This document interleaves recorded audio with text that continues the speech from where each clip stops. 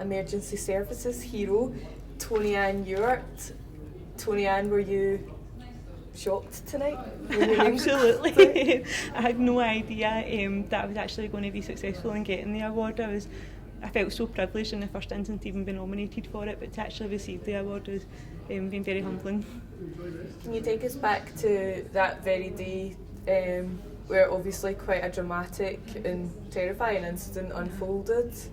Yes, it was back in September time in 2013 where the mail was on the wrong side of the ledge. We got a call for Glasgow Royal and Family Car Park, and it was on the top floor on the wrong side of the barrier.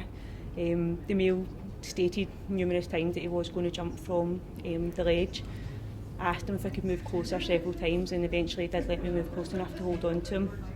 We engaged in a bit of conversation, and then he unfortunately pushed himself off. So I was holding on to his hand and holding on to his clothing, shouted for assistance, and my colleague at the time, Lewis Moffat, along with Sergeant David Gilmer and the Inspector Fraser Lennox, come over to help, and then there was another two colleagues who ended up joining us. Stood up on the ledge, leaned over and took a hold of the mail's belt, and then we all then pulled him back over to the other side, and thankfully to safety.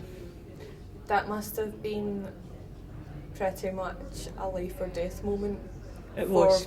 For you and for the man involved. It was, yeah. What was going through your head at that point where you realised that he was pushing himself off?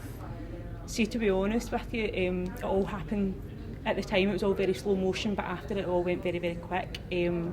I do remember at one point someone turning around and saying to me, "You're not going to manage to save everyone. We either do it or we can't."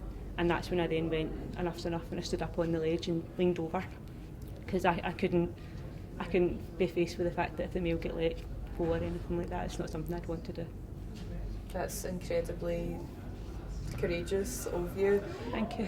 A lot of your colleagues and a lot of your friends and family must have been quite overwhelmed when they heard what had happened to you. They did. Mum and my dad weren't too chuffed, to be honest, as you can imagine. When I got home from work, I think they were a bit taken aback when I told them what actually happened that night. Again, like, my friends and family have been amazing, and it's been it's been a great position to be in, and I'm so thankful to anyone that's put me forward for it. I really am. Congratulations. Thank you. Well done.